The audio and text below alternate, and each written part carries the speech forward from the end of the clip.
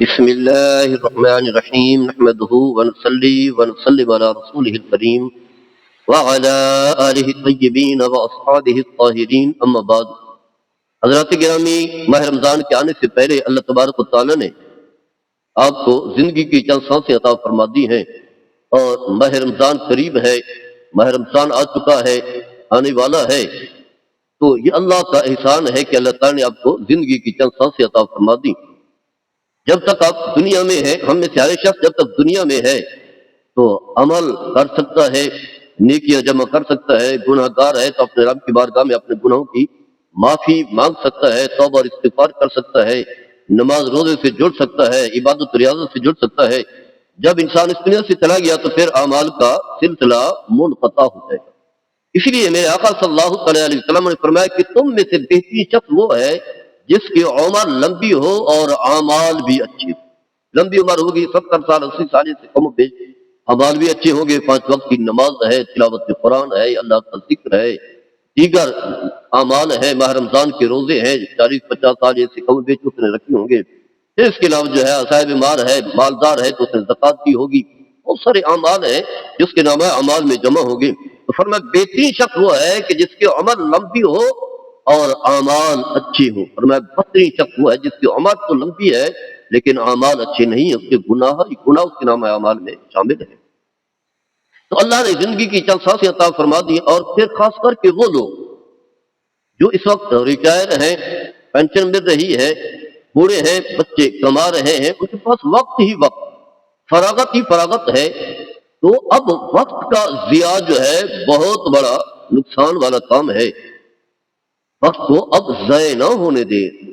معلوم ہی نہیں ہے، بڑھاپا خود ہی جو ہے اشارہ ہوتا ہے، الارم ہوتا ہے کہ کسی وقت بھی موت آ سکتی ہے. جیسے کہ قرآن کریم میں اللہ تعالیٰ فرماتا ہے وجاکم النذیر، اور تمہارے پاس ڈرانے والا آیا.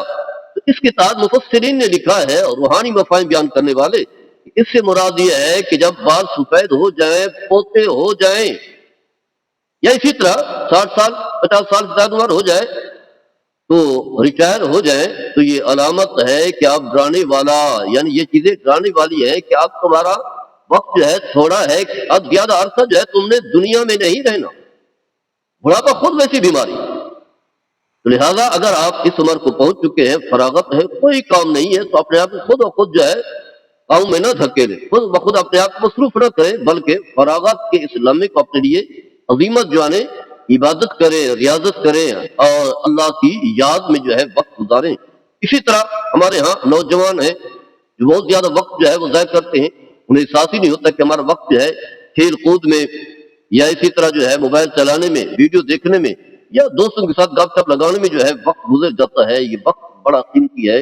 علماء نے لکھا ہے کہ وقت کی حیثیت ایسی ہے جس طرح کسی کے پاس سرمایہ ہو، مال ہو، دولت ہو، تو سرمایہ ہوگا تو انسان جو ہے آگے جو ہے وہ چلے گا، آگے بڑھے گا، ترقی کرے گا، کامیابی و کامرانی حاصل کرے گا، یہ زندگی کے بہترین انداز سے جو ہے گزارے گا. اگر سرمایہ نہیں ہے تو پھر کہاں سے منافع، کہاں سے کاروبار، کہاں سے جو ہے اسے فوائد جو ہے وہ ملیں گے. اور علماء نے یہ کہا کہ وقت ایسی ہے جیسا کہ آپ جو ہے زمین کے اندر بیج ڈال کر کے آتے ہیں. تو زمین کے اندر بیج ڈالیں گے تو آپ کو کھیتی باڑی کی کھیتی جو ہے وہ حاصل ہوگی، اب ملیں گے آپ کو. لیکن اگر آپ نے بیج ہی نہیں ڈالا، بیج ہی آپ نے ضائع کر دیا ہے، تو پھر آپ کو جو ہے کہاں کچھ چیز حاصل ہوگی. تو لہٰذا اگر آپ نے وقت ایسے ہی ضائع کر دیا، ایسے وقت لگا دیا، اور یہ جو زندگی کی قیمتی زمین ہے اگر اس کے اندر جو ہے بیج نہ ڈالا تو پھر اعمال صالح جو ہے اس کے نتائج جو ہے وہ نہیں ملیں گے آپ کو. آخرت میں جب اللہ کی بارگاہ میں حاضر ہوں گے تو پھر خالی ہاتھ ہوں گے، نام اعمال میں کچھ بھی نہیں ہوگا، اور بڑا خسارے والا یہ کام ہے. جیسا کہ اللہ تبارک و تعالیٰ قرآن مجید میں ارشاد فرماتا ہے والعصر ان الانسان لفی خسر، زمانے کی قسم انسان گھاٹے میں ہے، خسارے میں ہے، اس کی زندگی کے شب و روز گھاٹے میں، نقصان اور خسارے میں گزرتے.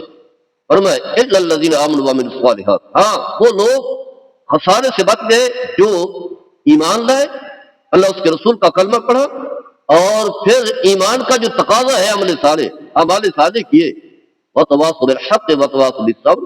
فرمایا اسی طرح جو ہے حق کی نصیحت کرتے رہے اور صبر کرتے رہے. تو 4 چیزیں جن لوگوں کے اندر جمع ہے، ایمان، عمل صالح اور اسی طرح حق اور صبر، یہ 4 چیزیں جس کے اندر موجود ہیں وہ خسارے سے بچتی ہے. یہاں کوئی دولت کا ذکر نہیں ہے، کوئی پروٹوکول کا ذکر نہیں ہے، کوئی بڑے بڑے عہدوں کا ذکر نہیں، کوئی نوکریوں کا ذکر نہیں، کوئی افسری کا ذکر نہیں، کچھ بھی نہیں ہے۔ چاہے وزیر اعظم ہے لیکن اس کا تعلق عمل کے ساتھ نہیں ہے تو وہ بھی گھاٹے میں ہے۔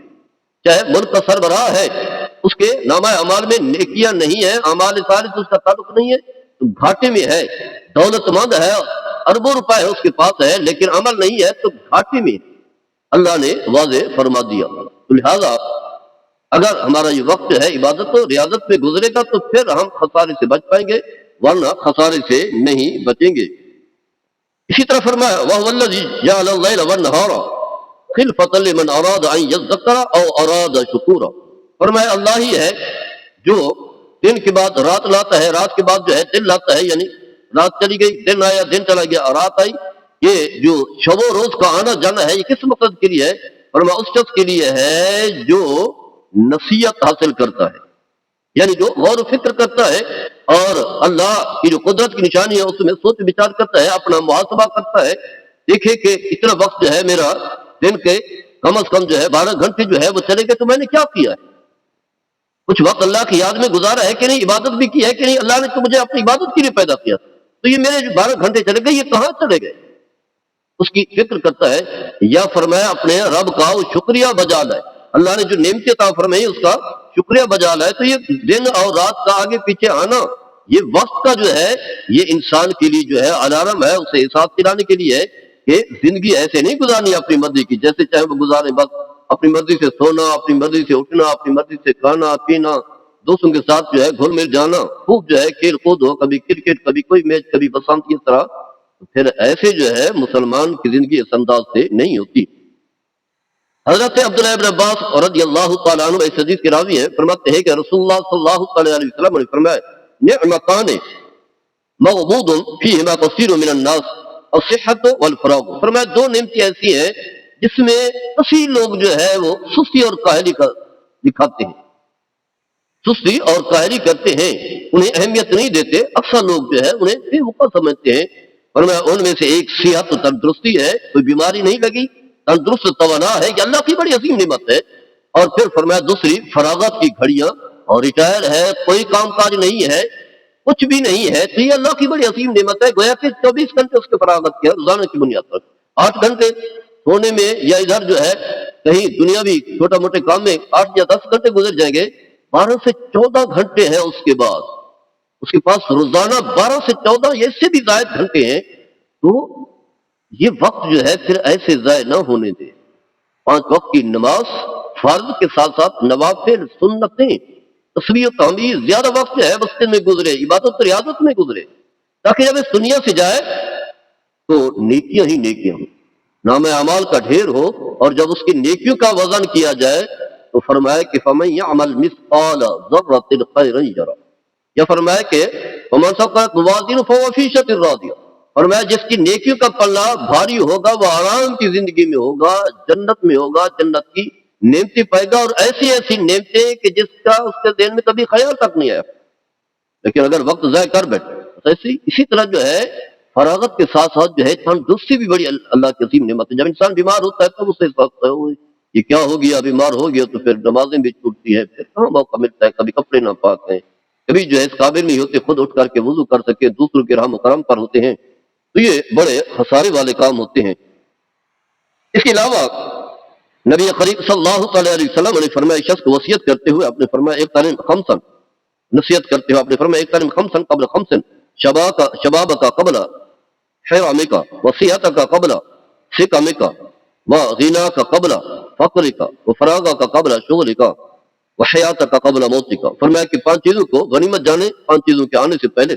فرمایا جوانی جو اللہ نے دی ہے، جوان ہے، طاقتور ہے، ہمت ہے، تو فرمایا اسے اللہ کی یاد میں، عبادت میں لگا دے اس سے پہلے کہ بڑھاپا ہے، بڑھاپے میں انسان کہاں چل سکتا ہے، اس سے چلنا ہی بڑا محال ہوتا ہے، بڑی مشکل سے چلتا ہے، کبھی بیٹھ کر نماز، کبھی کپڑے ناپاک ہے، کبھی کوئی مصیبت ہے، کبھی اسپتال میں داخل ہے، کبھی کس حال میں ہے، تو جوانی میں انسان جو ہے بھاگ دوڑ کرتا ہے۔ فرمایا اسی طرح تندرستی کو بیماری کے آنے سے پہلے، تندرست صحت مند ہے ماشاءاللہ، وہ بھی بات ہو سکتی ہے، بیماری لگ گئی تو پھر بیماری ہے، کچھ موقع ہی نہیں ملتا۔ فرمایا اسی طرح اللہ تعالیٰ نے آپ کو جو دولت دی ہے یہ اللہ کی نعمت ہے، رہا خدا میں خرچ کرنے لگ جائے، خوب خرچ کرے اس سے پہلے کہ تنگ دستی ہو، خرچ کرنے کے موقع ہی نہ ملے، اور باپ فقراء کی مدد کرنے کا موقع ہی نہ ملے، یا کیونکہ جب آپ خود محتاج ہیں تو دوسرے کیسے مدد کریں گے؟ لیکن اگر اللہ نے آپ کو دولت دی ہے تو دیتے جائیں اور اللہ پر امید رکھیں، جتنا دیں گے اس سے بڑھ کر کے اللہ تعالیٰ آپ کو عطا فرمائے گا۔ اسی طرح فرمائے کہ فراغت کی گھڑیاں ہیں، آپ کے پاس وقت ہے، وقت بڑی عظیم قیمتی چیز ہے آپ کے پاس، تو اسے ضائع نہ ہونے دیں اس سے پہلے کہ کوئی مصروفیت ہو جائے۔ انسان مصروف بھی ہو جاتا ہے، جو ہے کمانے والا نہیں ہوتا، پھر انسان خود کمانا پڑتا ہے، کام کاج کرنے والا نہیں ہوتا، خود کرنا پڑتا ہے، تو پھر مصروفیت شروع ہو جاتی ہے۔ تو فرمایا فراغت کو غنیمت جانے اس سے پہلے جو ہے کسی مصروفیت کا سامنا کرنا پڑے۔ اور پھر فرمایا زندگی کی جو سانسیں ہیں اللہ نے آپ کو دنیا میں بھیجا ہے، ابھی آپ زندہ ہیں، دنیا میں ہیں، جسم سے روح نہیں نکلی، آپ موت کے آغوش میں نہیں گئے، تو فرمایا اسے غنیمت جانے، کیونکہ جب موت آئے گی تو اعمال کا سلسلہ ختم ہو جائے گا، اب عمل کا موقع ہے۔ تو اللہ نے ہمیں دنیا میں عمل کے لیے بھیجا ہے، یہ دارالعمل ہے، جو اس دنیا سے رخصت ہوگے تو پھر دارالحساب شروع ہو جائے گا، قبر میں بھی ہوگا اور آخرت میں بھی ہوگا۔ آج اب موقع ہے، ماہ رمضان کی گھڑیاں آ رہی ہیں، ابھی سے پہلے تیاری کرنے لگ جائیں۔ اللہ تعالیٰ ہم سب کو عمل کرنے کی توفیق عطا فرمائے۔ وما علیہ الا البلاغ۔